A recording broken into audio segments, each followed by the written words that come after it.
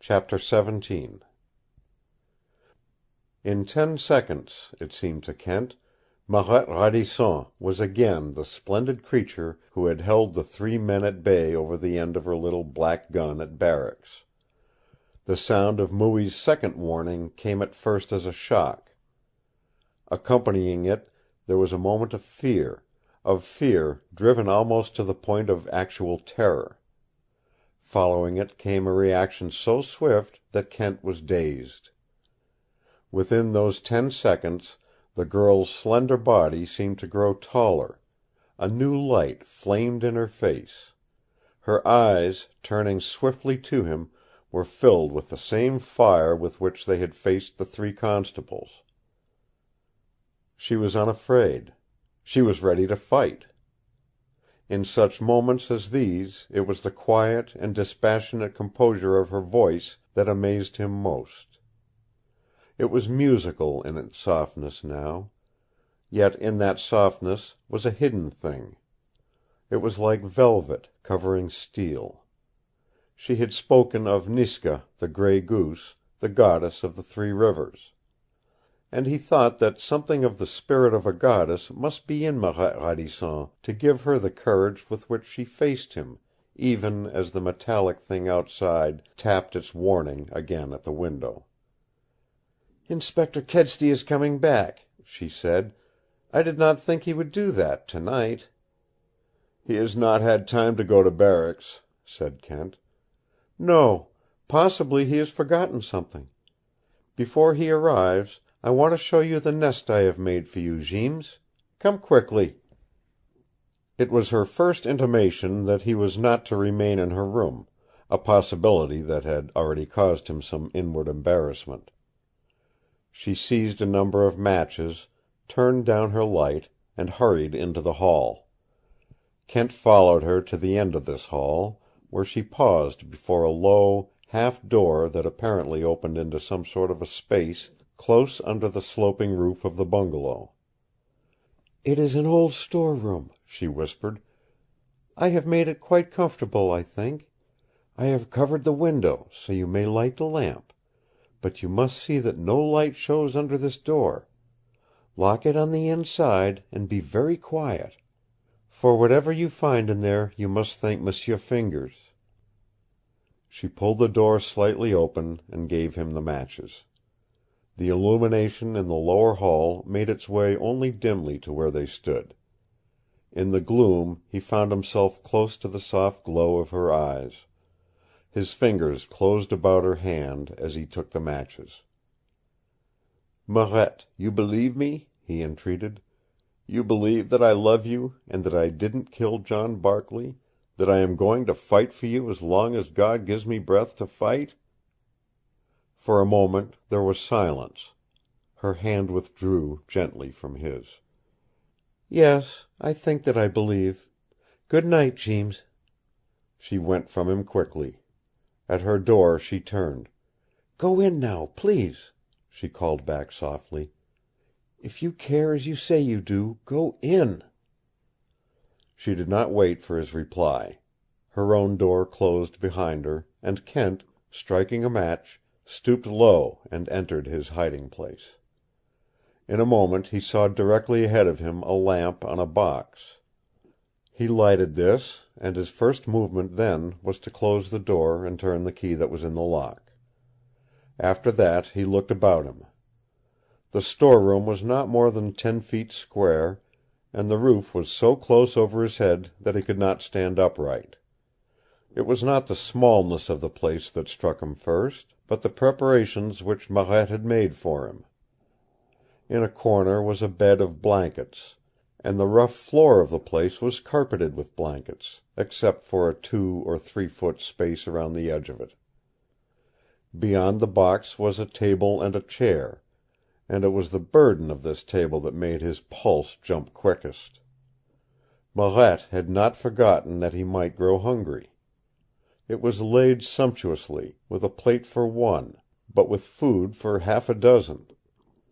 There were a brace of roasted grouse, brown as nuts, a cold roast of moose meat or beef, a dish piled high with golden potato salad, olives, pickles, an open can of cherries, a loaf of bread, butter, cheese, and one of Kedsty's treasured thermos bottles, which undoubtedly held hot coffee or tea. And then he noticed what was on the chair: a belt and holster and a Colt automatic .45. Marette had not figured on securing a gun in the affair at barracks, and her foresight had not forgotten a weapon. She had placed it conspicuously where he could not fail to see it at once. And just beyond the chair, on the floor, was a shoulder pack. It was of the regulation service sort, partly filled. Resting against the pack was a Winchester. He recognized the gun. He had seen it hanging in Dirty Fingers' shack. For a matter of 5 minutes he scarcely moved from where he stood beside the table. Nothing but an unplastered roof was between him and the storm, and over his head the thunder crashed and the rain beat in torrents. He saw where the window was, carefully covered with a blanket.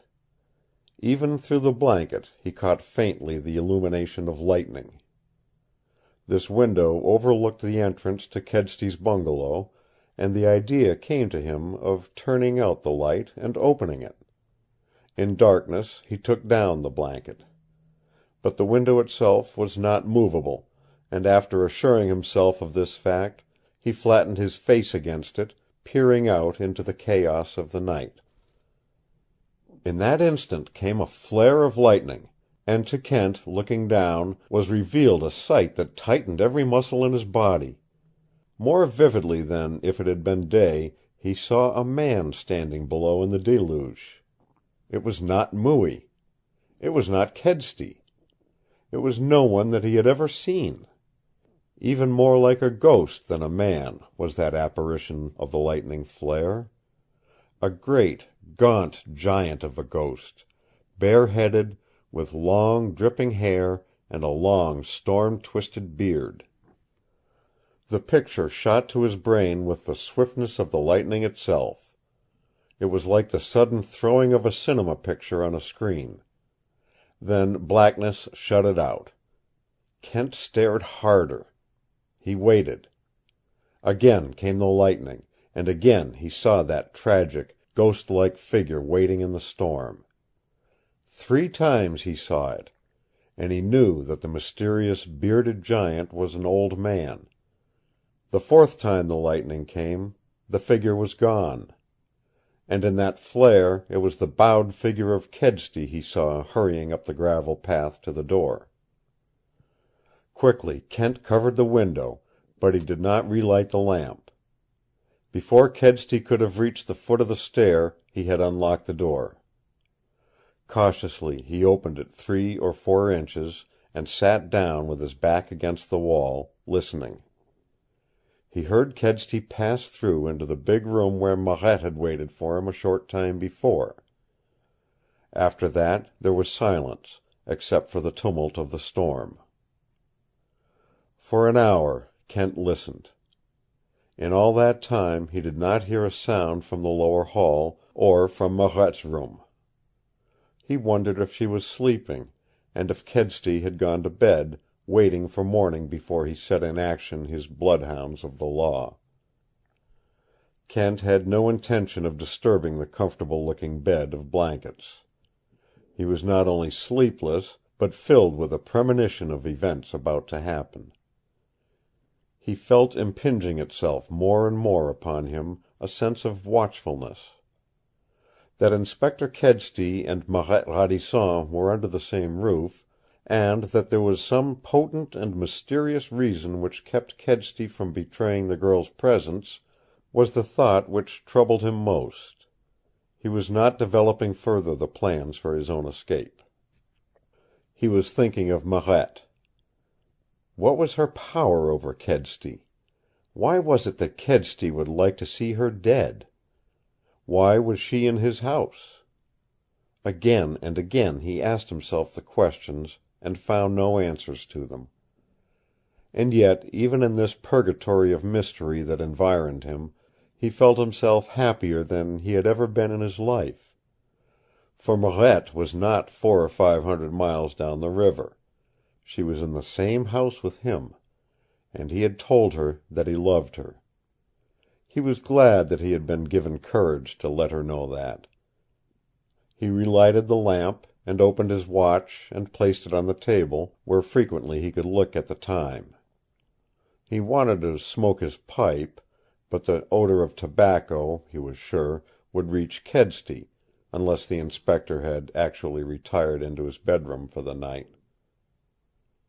Half a dozen times he questioned himself as to the identity of the ghostly apparition he had seen in the lightning flare of the storm. Perhaps it was some one of Fingers' strange friends from out of the wilderness, Mooie's partner in watching the bungalow. The picture of that giant of a man with his great beard and long hair, as his eyes had caught him in a sea of electrical fire, was indelibly burned into his brain.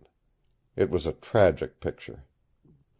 Again he put out the light and bared the blanketed window, but he saw nothing but the sodden gleam of the earth when the lightning flashed. A second time he opened the door a few inches and sat down with his back to the wall, listening. How long it was before drowsiness stole upon him he did not know, but it came, and for a few moments at a time, as his eyes closed, it robbed him of his caution. And then, for a space, he slept. A sound brought him suddenly into wide wakefulness. His first impression was that the sound had been a cry. For a moment or two, as his senses adjusted themselves, he was not sure. Then, swiftly, the thing grew upon him. He rose to his feet and widened the crack of his door. A bar of light shot across the upper hall. It was from Marette's room. He had taken off his boots to deaden the sound of his feet, and he stepped outside his door. He was positive he heard a low cry, a choking, sobbing cry, only barely audible, and that it came from down the stair. No longer hesitating, he moved quickly to Marette's room and looked in. His first glimpse was of the bed. It had not been used. The room was empty. Something cold and chilling gripped at his heart, and an impulse which he no longer made an effort to resist pulled him to the head of the stair. It was more than an impulse. It was a demand. Step by step he went down, his hand on the butt of his Colt. He reached the lower hall, which was still lighted, and a step or two brought him to a view of the door that opened into the big living room beyond. That door was partly open, and the room itself was filled with light. Soundlessly Kent approached. He looked in. What he saw first brought him relief together with shock. At one end of the long desk table over which hung a great brass lamp stood Marette. She was in profile to him. He could not see her face. Her hair fell loose about her, glowing like a rich sable cape in the light of the lamp. She was safe, alive, and yet the attitude of her as she looked down was the thing that gave him shock. He was compelled to move a few inches more before he could see what she was staring at. And then his heart stopped dead still. Huddled down in his chair, with his head flung back so that the terrible ghastliness of his face fronted Kent, was Kedsty. And Kent, in an instant, knew. Only a dead man could look like that. With a cry he entered the room. Marette did not start, but an answering cry came into her throat as she turned her eyes from Kedsty to him. To Kent it was like looking upon the dead in two ways. Marette Radisson, living and breathing, was whiter than Kedsty, who was white with the unbreathing pallor of the actually dead. She did not speak. She made no sound after that answering cry in her throat. She simply looked. And Kent spoke her name gently as he saw her great, wide eyes blading dully their agony and despair. Then, like one stunned and fascinated, she stared down upon Kedsty again. Every instinct of the man-hunter came alive in Kent's brain as he, too, turned toward the Inspector of Police. Kedsty's arms hung limp over the side of his chair. On the floor under his right hand was his Colt automatic. His head was strained so far over the back of the chair that it looked as though his neck had been broken. On his forehead, close up against his short-cropped iron-gray hair, was a red stain. Kent approached and bent over him. He had seen death too many times not to recognize it now, but seldom had he seen a face twisted and distorted as Kedsty's was. His eyes were open and bulging in a glassy stare. His jaws hung loose. It was then that Kent's blood froze in his veins. Kedsty had received a blow, but it was not the blow that had killed him. Afterward he had been choked to death. And the thing that had choked him was a tress of woman's hair. In the seconds that followed that discovery, Kent could not have moved if his own life had paid the penalty of inaction. For the story was told, there about Kedsty's throat and on his chest. The tress of hair was long and soft and shining and black. It was twisted twice around Kedsty's neck, and the loose end rippled down over his shoulder, glowing like a bit of rich sable in the lamplight. It was that thought of velvety sable that had come to him at the doorway, looking at Marette. It was the thought that came to him now. He touched it. He took it in his fingers. He unwound it from about Kedsty's neck, where it had made two deep rings in the flesh. From his fingers it rippled out full length. And he turned slowly and faced Marette Radisson. Never had human eyes looked at him as she was looking at him now. She reached out a hand, her lips mute, and Kent gave her the tress of hair. And the next instant she turned, with a hand clasped at her own throat, and passed through the door. After that he heard her going unsteadily up the stairs. End of chapter 17. Recording by Roger Moline.